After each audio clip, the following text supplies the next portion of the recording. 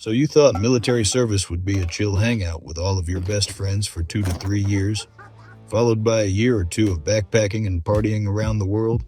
Well, congratulations.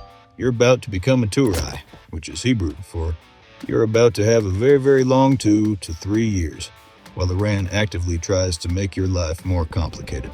You arrive at the induction base with your little suitcase, probably packed by your Ima, with enough snacks to feed a small village. You're thinking, how hard can this be? Oh, sweet summer child. Within approximately 3.7 seconds of stepping off the bus, you realize that every war movie you've ever watched has been an elaborate lie. The reality? You're about to spend the next several months learning that there are exactly 47 different ways to fold a single sock, and somehow you'll get all of them wrong, all while Iran funds 7 different groups that would prefer you didn't exist. Your first lesson as a Turai is simple. You are now the human equivalent of a participation trophy. You exist solely to make everyone else feel better about their rank. The guy who's been in for 3 months, he's basically Napoleon compared to you. That person who joined last week, well, at least they know which direction to point their rifle when the sirens go off. As a Turai, you'll quickly master the most important military skill, appearing productive while contributing absolutely nothing to national security. This involves a lot of sweeping, so much sweeping. You'll sweep areas that don't need sweeping, while Iranian-backed militias plan increasingly creative ways to interrupt your sweeping schedule. There's something almost philosophical about military sweeping, when you know that somewhere in Tehran, generals are sitting around a table discussing how to make your broom obsolete. It's like meditation on the meaninglessness of existence, except with more sand and significantly more existential dread. You'll also become intimately familiar with military time, which is when your commander tells you to be somewhere at 0800. So you show up at 0745, only to discover everyone had the same idea. So now you're all standing around until 0830, when the commander shows up and says, "Why is everyone here so early? Don't you know Iran launched 3 drones at the northern border this morning?"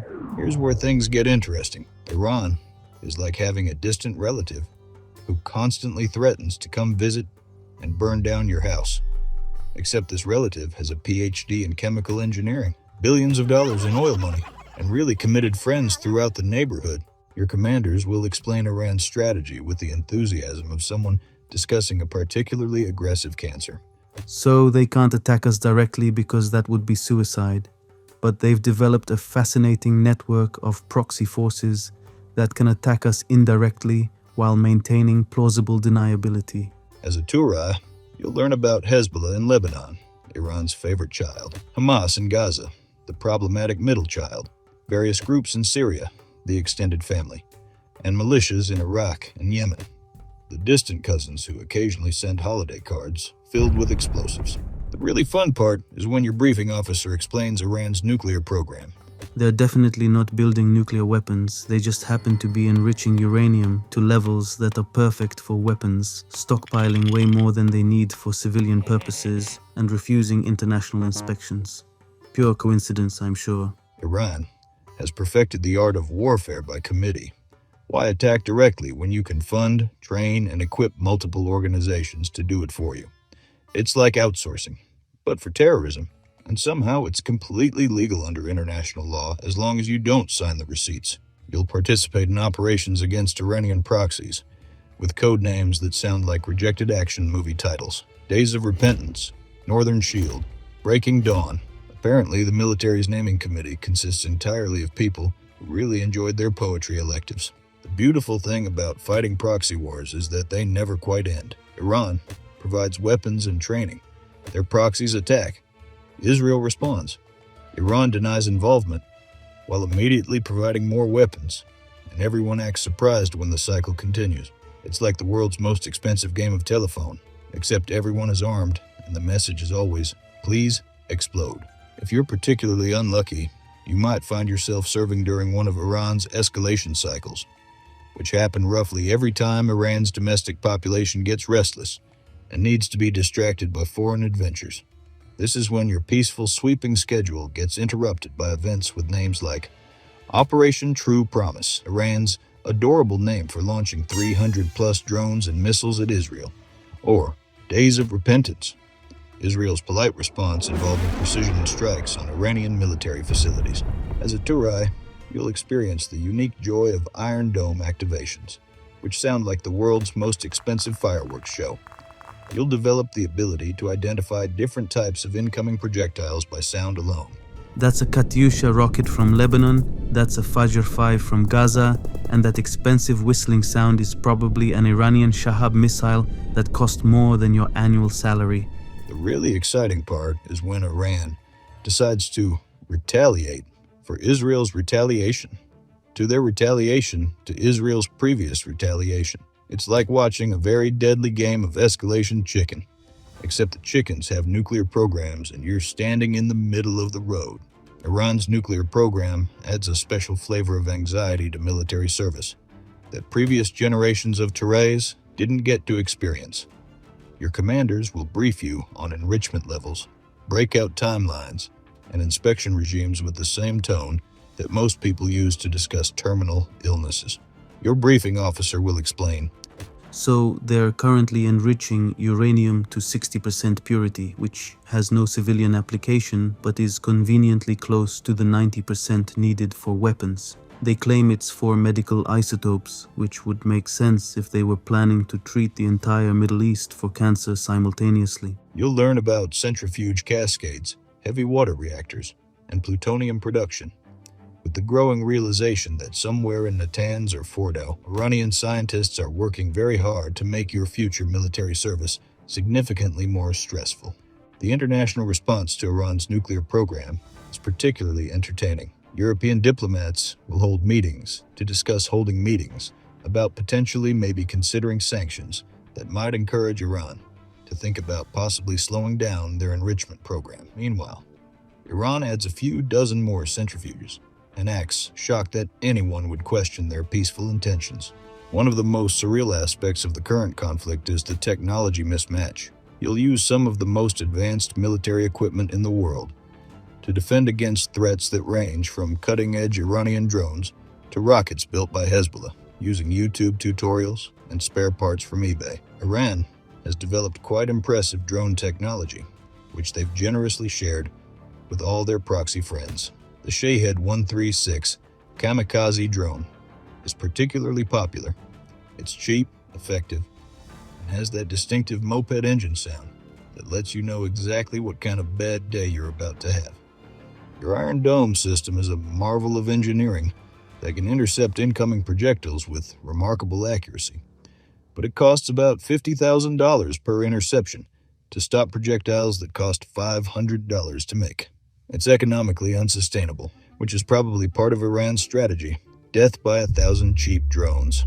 Watching international media cover the Iran conflict is like watching people describe a chess game while blindfolded and possibly drunk. Iran launches 300 missiles at civilian targets. Israel responds by hitting military facilities. And somehow the headlines read, "Escalating cycle of violence in Middle East." You'll develop an appreciation for phrases like both sides and proportional response. When Iran's proxies fire rockets from schools and hospitals, you're expected to respond proportionally, which apparently means you should also fire rockets from schools and hospitals. Except you don't have any rockets in schools and hospitals, because that would be a war crime. European politicians will visit occasionally to explain how you should handle Iranian aggression while living in countries where the biggest security threat is aggressive taxi drivers. They'll offer advice with the confidence of people who have never had to explain to their parents why their military base was evacuated because Iran decided to test a new missile over breakfast. The beautiful thing about the Iranian threat is its consistency. Unlike other conflicts that have clear beginnings and endings, Iran's campaign against Israel is like a subscription service. It just keeps going, with regular updates and new features. You'll serve through multiple rounds of escalation, each with its own creative twist. Sometimes it's Hezbollah firing anti-tank missiles at school buses. Sometimes it's Hamas tunneling under kindergartens. Sometimes it's Iranian Revolutionary Guards accidentally attacking Israeli ships in international waters. The timing is always perfect too, just when you think you might get a quiet weekend. Iran will announce a new Axis of Resistance meeting, or one of their proxies will decide that Tuesday is a great day to test their rocket inventory. As a Turai, you're not just serving during a conflict, you're serving during a generational struggle that started before you were born and will probably continue long after your service ends. Iran's leadership has made opposition to Israel a core part of their identity, which means they're professionally committed to making your life interesting. You'll develop skills you never knew you needed: the ability to sleep through air raid sirens, the reflexes to hit the ground when you hear that distinctive drone engine sound, and the psychological resilience to find humor in situations where a foreign government is actively trying to kill you for ideological reasons. But here's the thing. You'll also discover that courage isn't the absence of fear. It's the ability to function while being scared, tired, confused, and aware that somewhere in Tehran, people are having meetings about how to make your Tuesday more explosive. So congratulations, Turai. You're now part of a conflict that's been described as everything from a shadow war to the longest-running proxy conflict in modern history. Iran has spent decades and billions of dollars building a network designed specifically to make your military service more complicated. Years from now, when you're a civilian again, you'll find yourself checking the news whenever Iran announces a new retaliation or response. And you'll remember what it felt like to be a small part of a very large, very expensive, very long-running game of international chicken. And sometimes, late at night, you'll wonder if that sweeping you did actually contributed to national security after all. Because at least while you were sweeping, Iran wasn't successfully shooting missiles at your base.